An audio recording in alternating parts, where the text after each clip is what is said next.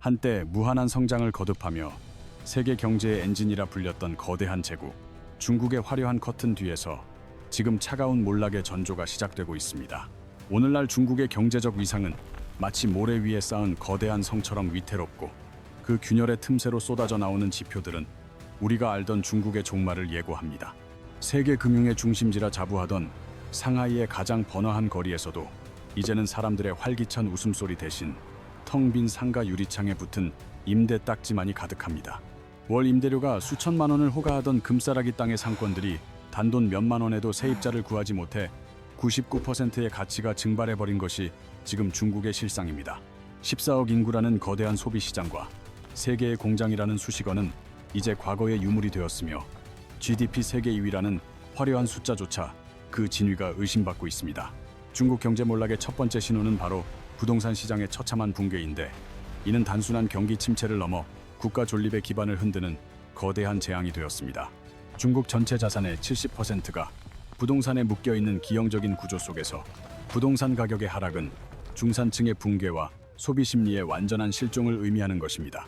헝다그룹을 시작으로 벽개원까지 이어지는 거대 부동산 기업들의 연쇄부도, 위기는 중국 경제를 지탱하던 가장 큰 기둥이 썩어 문드러졌음을 전 세계에 알렸습니다. 수백만 채의 아파트가 짓담한 흉물로 방치되어 있고, 평생 모은 돈을 쏟아부은 서민들은 입주조차 못한 채 빚더미에 올라 길거리로 나앉고 있습니다. 중국 곳곳에 세워진 이른바 유령 도시들은 인간의 욕망이 만들어낸 거대한 콘크리트 무덤이 되어 더 이상 그 누구도 살지 않는 적막한 폐허로 변했습니다. 두 번째 신호는 사상 최악의 청년 실업률인데, 대학을 졸업하고도 갈 곳이 없는 수천만 명의 청년들은 이제 미래를 꿈꾸는 대신 스스로를 포기하고 있습니다. 중국 정부가 실업률 통계 발표를 중단할 정도로 상황은 심각하며, 실제 청년 2명 중 1명은 사실상 백수 상태라는 충격적인 분석이 지배적입니다. 탕핑과 바이란이라는 신조어는 단순한 유행을 넘어 아무리 노력해도 신분 상승이 불가능한 사회 구조에 대한 청년들의 처절하고도 무기력한 저항의 표현입니다. 엘리트 교육을 받은 고학력자들이 배달 기사나 단순 노무직으로 몰리는 현상은 중국의 인적 자본이 얼마나 비효율적으로 낭비되고 있는지를 여실히 보여주는 증거입니다. 청년들이 결혼과 출산을 포기하면서 시작된 인구 절벽의 위기는 중국이 부자가 되기도 전에 먼저 늙어버리는 미부 선노의 비극적인 경로로 이끌고 있습니다. 세 번째 위험 신호는 중국 시장을 지탱하던 외국 자본의 대탈출인데, 이는 중국이 더 이상 안전한 투자처가 아니라는 글로벌 자본의 냉정한 판결입니다. 애플과 삼성 같은 글로벌 기업들이 공급망을 인도나 동남아시아로 옮기면서 중국의 공장들은 가동을 멈추고 수많은 노동자는 하루아침에 일자리를 잃고 말았습니다. 중국 정부의 불투명한 규제와 간첩법 강화는 외국 기업들에게 공포심을 심어주었고, 이는 중국 경제를 세계로부터 고립시키는 자충수가 되어 돌아오고 있는 형국입니다. 과거에는 황금알을 낳는 거위로 불렸던 중국 시장이 이제는 언제 터질지 모르는 시한폭탄으로 인식되면서 해외 직접 투자는 수십 년 만에 최저치를 기록했습니다. 네 번째 신호는 지방정부의 천문학적인 부채 문제인데, 이는 중국 경제의 하부를 지탱하는 뿌리가 이미 심각하게 부패하여 고사 직전에 있음을 보여줍니다. 지방정부의 공식적인 장부에는 드러나지 않는 그림자 부채인 LGFV의 규모는 이제 산정조차 불가능할 정도로 비대해져 중국 경제의 숨통을 조이고 있습니다. 수익성이 전혀 없는 곳에 무분별하게 지어진 고속도로와 교량들은 이제 관리비조차 감당하지 못하는 흉물이 되어 지방 재정을 파탄으로 몰아넣고 있습니다. 돈줄이 마른 지방 정부가 공무원들의 임금을 체납하고 공공 서비스를 중단하기 시작하면서 체제 유지를 위한 가장 기본적인 기능마저 마비될 위기에 처했습니다. 다섯 번째 신호는 물가가 지속적으로 하락함에도 아무도 소비를 하지 않는 이른바 디플레이션의 공포가 중국 전역을 차갑게 얼어붙게 만들고 있다는 점입니다. 오늘보다 내일 더 싸질 것이라는 믿음은 소비자들의 지갑을 완전히 닫게 만들었고, 이는 기업의 수익 악화와 임금 삭감으로 이어지는 잔인한 악순환을 만들었습니다. 일본의 잃어버린 30년을 답습할 것이라는 경고를 넘어 사회복지망이 취약한 중국에게 디플레이션은 일본보다 훨씬 더 파괴적인 재앙이 될 것임을 예고합니다. 여섯 번째 신호는 국가의 지나친 통제와 규제가 민간 기업의 혁신 동력을 완전히 꺾어버리면서 중국 경제의 활력이 급격히 사라지고 있다는 사실입니다. 한때 중국의 자랑이었던 거대 IT 기업들은 당국의 서슬퍼런 칼날 아래 몸을 사리기 바쁘고, 창의적인 아이디어보다는 당의 눈치를 보는 것이 생존 전략이 되었습니다. 성공한 기업가들이 신변의 위협을 느껴 자산을 해외로 빼돌리고 종적을 감추는 현상은 중국 내에서 더 이상 자유로운 부의 축적이 불가능함을 시사합니다. 일곱 번째 신호는 미국을 중심으로 한 서방 국가들과의 디러킹과 공급망 재편으로 인해 중국이 세계 경제라는 거대한 지도에서 고립되고 있다는 점입니다.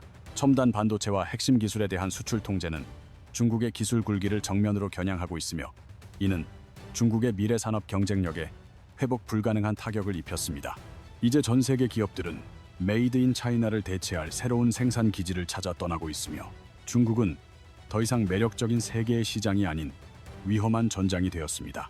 내부적으로는 부동산 붕괴와 부채 위기, 외부적으로는 기술 봉쇄와 고립이라는 이중고 속에서 중국 정부가 내놓는 부양책들은 이미 시장의 신뢰를 잃었습니다.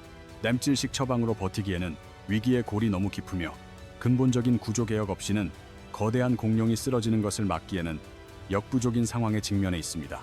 중국의 중산층을 지탱하던 자산 가치가 증발하면서 중국몽이라는 화려한 구호는 이제 서민들에게는 닿을 수 없는 허망한 신기루처럼 느껴질 뿐입니다.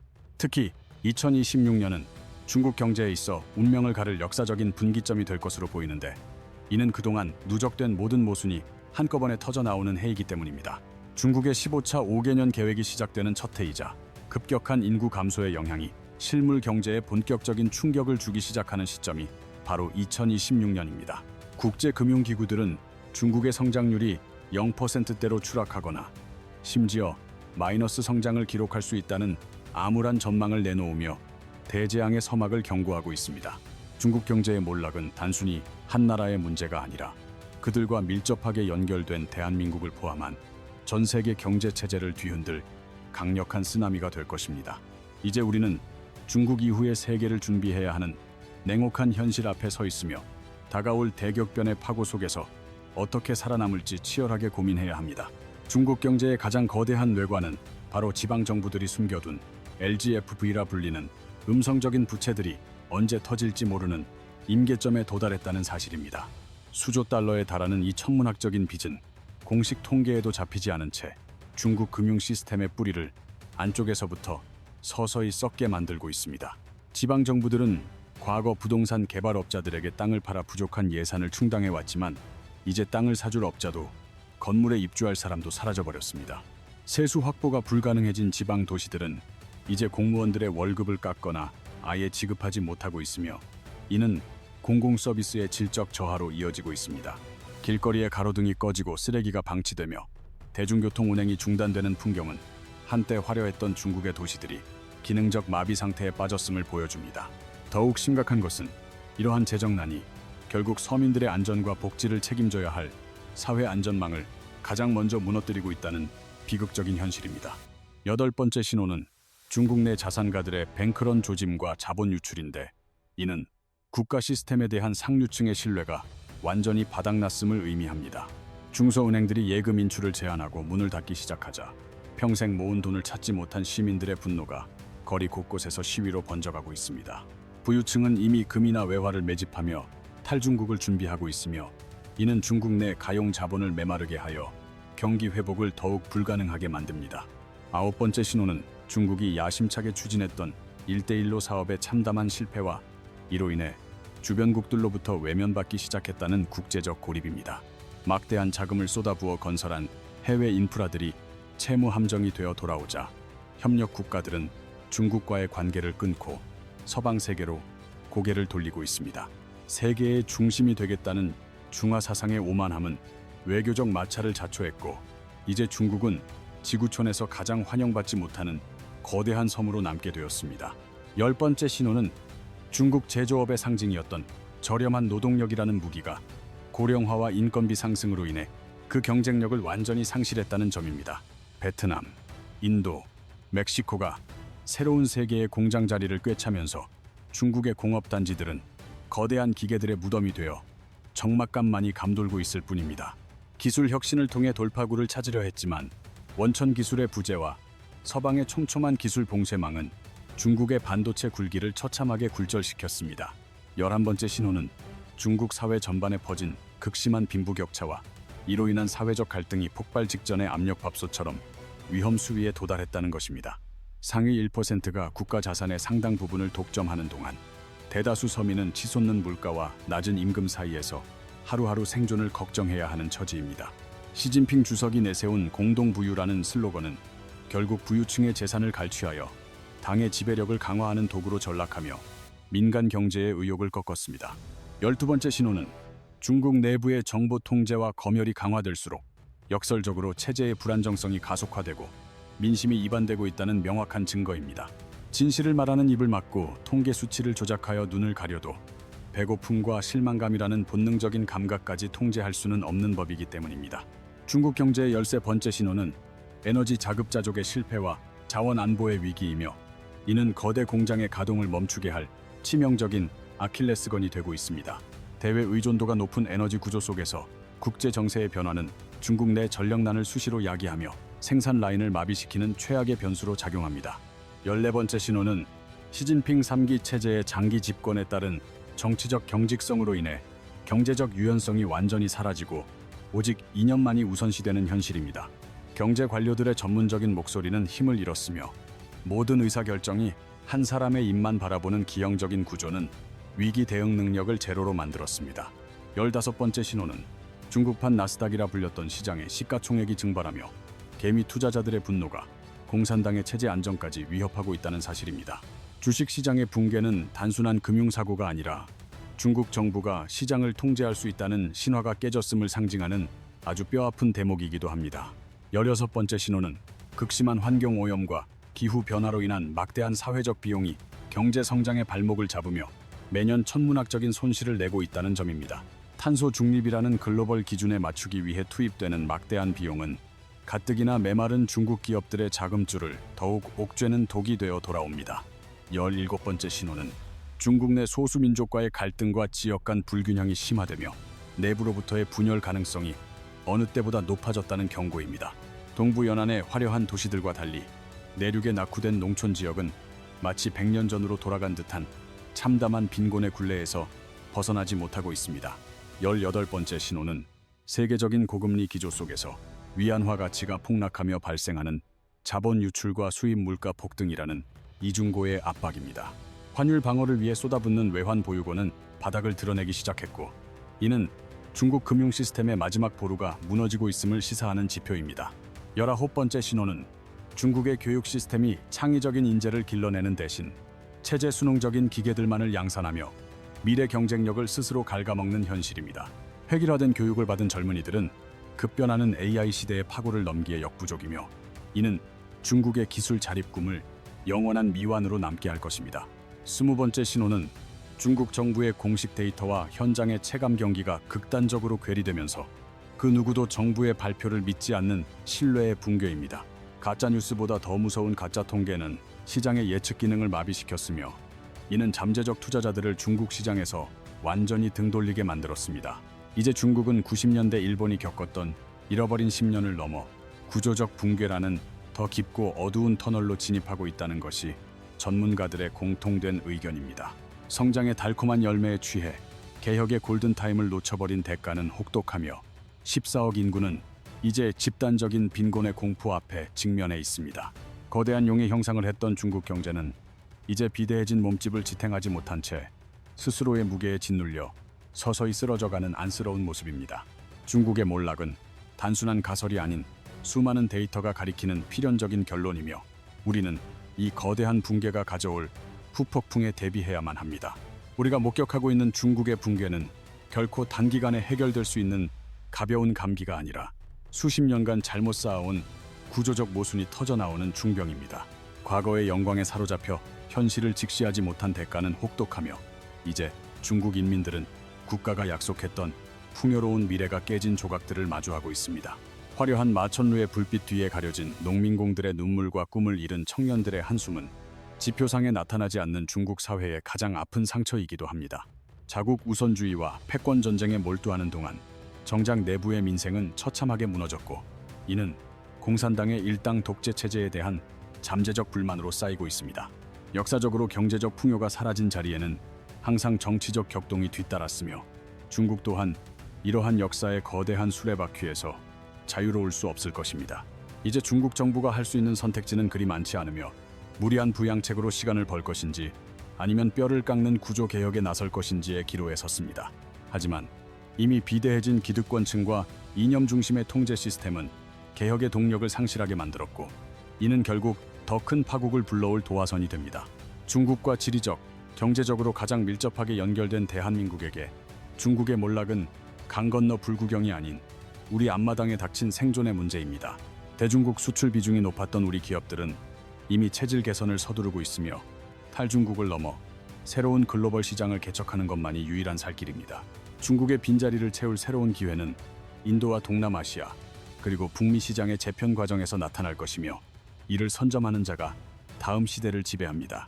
기술적 우위를 점하는 것만이 중국의 저가 공세와 추격으로부터 우리 산업을 보호할 방패이며 초격차 기술을 확보하기 위한 국가적 역량 결집이 절실합니다. 2026년이라는 운명의 시간까지 우리에게 남은 골든타임은 얼마 없으며 막연한 낙관론보다는 최악의 상황을 가정한 냉철한 대비책이 필요합니다. 금융시장의 변동성과 공급망의 불안정은 우리 경제의 상수가 될 것이며 위기를 기회로 바꾸는 유연한 사고와 과감한 실행력이 요구되는 시점입니다. 중국이라는 거대한 공룡이 쓰러지는 과정에서 발생하는 파편들에 맞지 않도록 우리는 더 단단하고 지혜로운 경제 방어막을 구축해야만 합니다. 한 시대의 종말은 곧 새로운 시대의 시작을 의미하며 중국 중심의 질서가 재편된 이후의 세계는 지금과는 전혀 다른 모습일 것입니다. 우리는 과거의 성공 방정식에 안주하지 말고 변화하는 세계 질서 속에서 대한민국이 나아갈 새로운 좌표를 설정하고 힘차게 나아가야 합니다. 지금 이 순간에도 전 세계의 자본과 기술은 중국을 떠나 더 안전하고 혁신적인 곳으로 향하고 있으며 그 흐름을 읽는 자만이 승자가 됩니다. 중국의 몰락을 비난하거나 조롱하기보다는 그들이 남긴 뼈아픈 교훈을 거울 삼아 우리 경제에 허점은 없는지 끊임없이 되돌아보고 점검해야 합니다. 다가올 2026년 대격변의 파고는 생각보다 훨씬 높고 거칠겠지만 준비된 자들에게는 새로운 부와 권력을 안겨줄 인생 역전의 파도가 될 것입니다. 위기는 예고 없이 찾아오지 않으며 오늘 우리가 나눈 이 수많은 신호들을 진지하게 받아들이는 것부터가 위기 극복의 시작임을 잊지 마십시오. 첫 번째 신호였던 부동산 시장의 붕괴는 중국인 재산의 70%를 증발시키며 경제의 허리를 끊어놓은 가장 치명적인 일격이었음을 다시 한번 상기해야 합니다. 두 번째 신호인 청년 실업의 아비규환은 단순한 일자리 부족을 넘어 미래를 이끌어갈 동력을 상실하게 만든 국가적 재난 상태입니다. 세 번째 신호인 빅테크 기업들의 대량 해고는 중국 산업의 정점에 있던 엘리트들조차 생존을 위협받고 있음을 보여주는 충격적인 사건이었습니다. 네 번째 신호인 소비 절벽은 14억 인구가 지갑을 닫아버림으로써 내수 중심의 성장 전략이 완전히 실패로 돌아갔음을 증명하는 지표입니다. 다섯 번째 신호인 중산층의 몰락은 경제를 지탱하던 든든한 버팀목이 부러져 나가면서 사회 전체가 하류층으로 전락할 위기에 처했음을 경고합니다. 여섯 번째 신호인 금융 시스템의 위기는 은행과 그림자 금융이 연쇄적으로 무너지며 신뢰라는 자본주의의 기본 원칙이 파괴되고 있음을 시사합니다. 일곱 번째 신호인 사회적 절망의 확산은 탕핑과 내이주안으로 대변되는 청년들의 체념이 국가의 미래를 얼마나 어둡게 만들고 있는지 보여줍니다. 이 일곱 가지 신호들은 서로 독립된 사건이 아니라 톱니바퀴처럼 맞물려 악순환을 일으키며 중국 경제를 회복 불가능한 땔으로 끌고 들어가고 있습니다. 일본의 잃어버린 30년과 비교되곤 하지만 중국은 선진국 문턱에도 가보지 못한 채 늙어버리는 중진국 함정에 빠져 훨씬 더 가혹한 겨울을 맞이할 것입니다. 엎친 데 덮친 격으로 미국의 고율 관세와 수출 통제는 중국의 유일한 탈출구였던 수출길마저 가로막아 숨통을 더욱 조이고 있는 형국입니다. 전기차와 배터리 같은 신산업에서 희망을 찾으려 하지만 기존 경제가 무너지는 속도가 신산업이 성장하는 속도보다 훨씬 빠르다는 것이 냉정한 현실입니다. 지금의 중국 경제는 마치 배터리가 1% 남은 최신형 스마트폰과 같아서 겉모습은 화려할지 몰라도 충전할 방법이 없어 곧 꺼질 운명에 처해 있습니다. 다가오는 2026년은 중국이 다시 일어서느냐 아니면 영원한 침체의 길로 들어서느냐를 결정짓는 운명의 해가 될 것임이 분명해 보입니다. 이것은 단순한 경기 순환의 과정이 아니라 경제의 근간과 사회의 구조가 송두리째 뒤바뀌는 거대한 지각 변동임을 우리는 직시해야 합니다. 중국의 최대 교역국인 대한민국에게 이러한 변화는 강한 충격파로 다가올 것이며 우리 기업과 개인들은 이에 대한 철저한 대비책을 마련해야 합니다. 앞으로 청년 실업률, 부동산 가격 추이, 소비 지표들을 면밀히 관찰한다면 위기의 파도가 언제 우리 앞마당까지 밀려올지 예측할 수 있을 것입니다. 과연 중국은 이 절체절명의 위기를 극복하고 다시 비상할 수 있을까요? 아니면 이대로 거대한 제국의 황혼을 맞이하게 될까요? 여러분의 생각은 어떠십니까? 오늘 전해드린 이 중요한 분석이 여러분의 인사이트를 넓히는 데 도움이 되셨다면 구독과 좋아요를 눌러 더 많은 분들이 이 경고를 볼 수 있게 해주십시오. 격변하는 세계 경제 속에서 여러분의 소중한 자산을 지키고 현명한 투자를 이어가실 수 있도록 저 역시 날카로운 분석과 전망으로 계속 함께하겠습니다. 위기 속에서도 기회를 찾는 해안을 가지시길 기원하며 중국 경제 몰락의 7가지 신호에 대한 심층 분석을 여기서 마치겠습니다. 시청해 주셔서 감사합니다.